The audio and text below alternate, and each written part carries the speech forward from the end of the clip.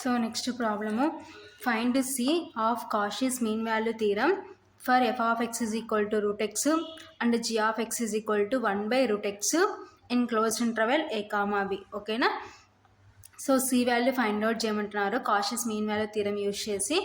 So అయితే f of x is equal to root x and g of x is equal to 1 by root ఎక్స్కి equal అంటున్నారు in closed interval a comma b. So ఈ problem very very important. Solution given f of x is equal to root x and g of x is equal to 1 by root x in closed interval a comma b. ఓకేనా? So first point ఏంటి, f of x comma g of x are continuous on closed interval a comma b. So next second point, f of x comma g of x are derivable on open interval a comma b. ఓకేనా? So f of x g of x continuous అయినాయి, derivable అయినాయి కాబట్టి given function is satisfied two conditions of Cauchy's mean value theorem. ఓకేనా? So Cauchy's mean value theorem యొక్క 2 conditions satisfy అయినాయి అన్నమాట. ఓకేనా? కాబట్టి Cauchy's మీన్ వాల్యూ థీరం యొక్క స్టేట్మెంట్ ప్రకారం ఏం రాసుకోవచ్చు, then there exist small c belongs to open interval a comma b such that, so formula ఏంటి, f dash of c divided by g dash of c is equal to f of b minus f of a divided by g of b minus g of a. ఓకేనా? So ఇది formula అనమాట, formula Cauchy's theorem యొక్క formula. So ఇక్కడ మనకి already closed interval a comma b అంటున్నారు కాబట్టి so ఏ values మనము same యాస్టీస్గా అలాగే వస్తాయి కాబట్టి దీన్ని ఈక్వేషన్ 1 అనుకుంటున్నాం. ఓకేనా? So close interval a comma b కాబట్టి సేమ్ అదే వాల్యూస్ ఉన్నాయి కాబట్టి దీన్ని డైరెక్ట్గా మన ఫార్ములానే ఈక్వేషన్ 1 అవుతుంది అనమాట. Next put, so close interval a comma b అంటున్నారు కాబట్టి ఫస్ట్ ఏం చేద్దాం, put x is equal to a, that implies, so f of ఎక్స్లో సబ్స్టిట్యూట్ చేసి, సో ఎక్స్ ఉన్న చోటంతా ఏ సబ్స్టిట్యూట్ చేసి f of a is equal to ఏమవుతుందంటే రూట్ ఏ అవుతుంది. ఓకేనా? కామా సేమ్ అలాగే జీ ఆఫ్ ఎక్స్లో సబ్స్టిట్యూట్ చేసి g of a is equal to 1 by root a. ఓకేనా?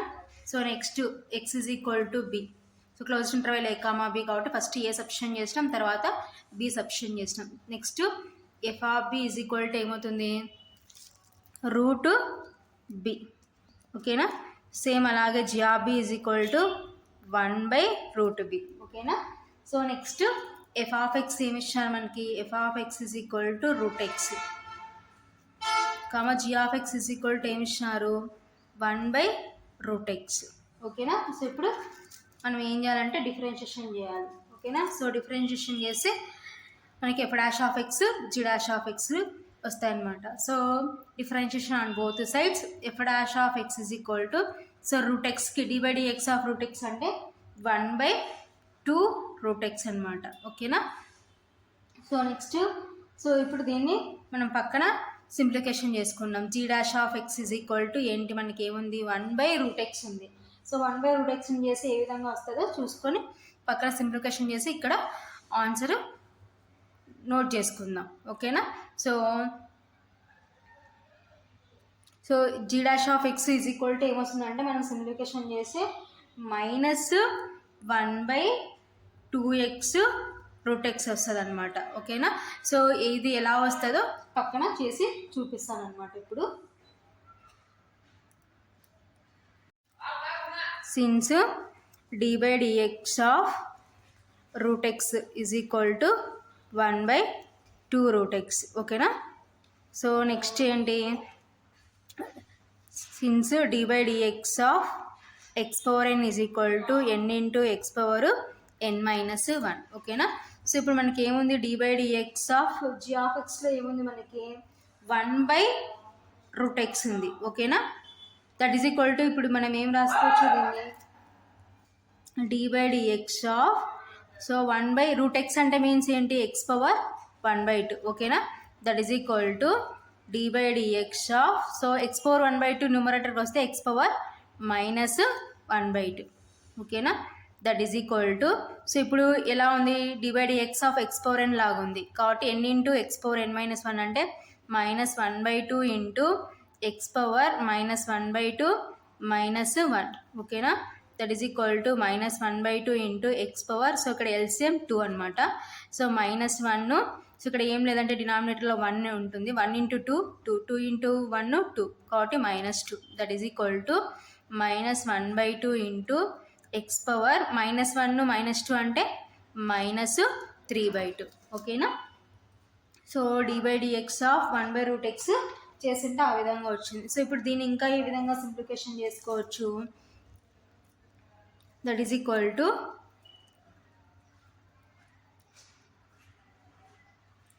మైనస్ సో 2 డినామినేటర్కి వస్తుంది 2 డినామినేటర్కి సో ఎక్స్ పవర్ -3/2 సో డినామినేటర్లోకి వచ్చేసరికి ఏమవుతుందంటే పాజిటివ్ అవుతుంది ఎక్స్ పవర్ 3/2 అవుతుంది. ఓకేనా.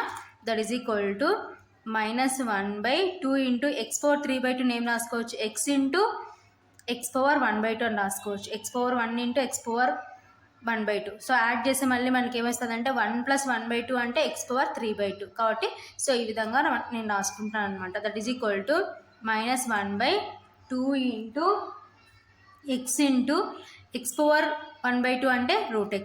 ఓకేనా. సో ఫైనల్గా ఈ విధంగా మనము g'(x)ని సింప్లిఫికేషన్ చేసుకున్నాం. ఓకేనా. g(x) ఈజ్ ఈక్వల్ టు ఏంటి మనకి 1/√x. సో g'(x) చేస్తే ఫైనల్గా మనకి ఈ విధంగా వస్తుంది అనమాట. ఓకేనా. So d by dx of √x అంటే 1/2√x. సో సేమ్ ఆ విధంగా చేసుకుంటూ వస్తే d by dx of x power n formula use చేసుకుంటూ వస్తే ఈ విధంగా వస్తుంది. ఓకేనా. సో నెక్స్ట్ ఇప్పుడు మనకు కావాల్సింది ఏంటంటే f' అండ్ g'. ఓకేనా. Put x is equal to c. That implies f' is equal to 1/2√c and g' is equal to -1/2c√c. ఓకేనా. సో ఇప్పుడు మనకు కావాల్సిన అన్ని వాల్యూస్ వచ్చేసినాయి. ఇవన్నీ తీసుకొని ఈక్వేషన్ 1లో సబ్స్టిట్యూట్ చేద్దాం. సబ్స్టిట్యూట్ f'(c), g'(c), సో ఇంకా నెక్స్ట్ మనకి ఆర్డర్ ప్రకారం ఏమున్నాయి f(b), f(a), g(b) and g(a) values in equation 1. So లేదు మనం ఇక్కడ ఏం రాసుకోవచ్చు అంటే f(a), f(b), g(b) అని రాసుకోవచ్చు. నేను ఈక్వేషన్ 1లో న్యూమరేటర్లో ఫస్ట్ f(a) తర్వాత ఫస్ట్ f(b) తర్వాత f(a) ఉంది కాబట్టి ఫస్ట్ f(b) రాసుకుని తర్వాత f(a) రాసుకుంటున్నాను. ఓకేనా. మన చాయిస్ సబ్స్టిట్యూషన్ చేసేటప్పుడు ఇలా రాసుకోవడం. సో నేను ఆ ఈక్వేషన్ 1 ప్రకారం న్యూమరేటర్లో f(b) మైనస్ f(a) ఉంది కాబట్టి ఈ విధంగా f(b), f(a) next g(b) and g(a) అని రాస్తున్నాను. ఓకేనా. Substitute f'(c), g'(c), f(b), f(a), g(b) and g(a) values in equation 1. ఓకేనా.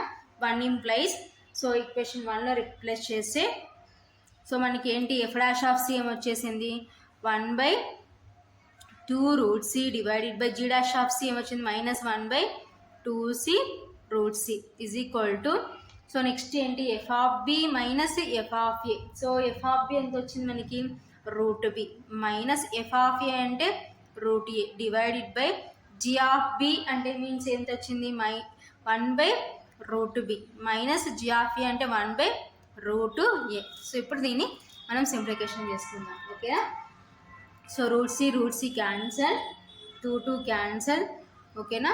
That implies 1/1 divided by -1/c that is equal to √b minus √a divided by so ఇక్కడ LCM చేస్తే మనకి ఏమొస్తుంది అంటే √a into √b. ఓకేనా. సో ఇక్కడ √b ఉంది, ఇంకా ఏం కావాలి మనకి √a ఇంటూ 1 అంటే √a మైనస్, సో √a ఉంది, ఇంకేం కావాలి మనకి √b ఇంటూ 1 అంటే √b. ఓకేనా. దట్ ఇంప్లైస్, సో రిసిప్రోకల్ చేసుకుంటే 1/1 into c/-1 that is equal to √b minus √a into reciprocal చేసుకుంటే √a into √b divided by √a minus √b. ఓకేనా. దట్ ఇంప్లైస్ 1 ఇంటూ c అంటే c డివైడెడ్ బై 1 ఇంటూ -1 అంటే -1 that is equal to, so next నేను ఏం చేస్తున్నానంటే, so ఇక్కడ minus common తీస్తున్నాను, minus common తీస్తే ఏమవుతుంది √a minus √b into, so ఇదంతటిని ఒకే రూట్లోకి రాసుకుంటే ఏమవుతుందంటే √ab divided by √a minus √b. ఓకేనా. √a minus √b √a minus √b cancel.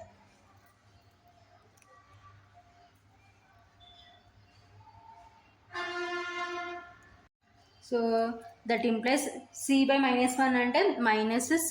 ఓకేనా. డినామినేటర్ నెగిటివ్ ఉంటుంది, న్యూమరేటర్కి అప్లికబుల్. ఓకేనా. -c/1 is equal to -√ab. That implies -c/1 అంటే means -c is equal to -√ab. ఓకేనా. Minus minus cancel, therefore c is equal to √ab. So √ab ఎక్కడ ఉంటుందంటే belongs to open interval a, b. ఓకేనా. So అది ఫైనల్గా మనం find out చేయాల్సిన answer.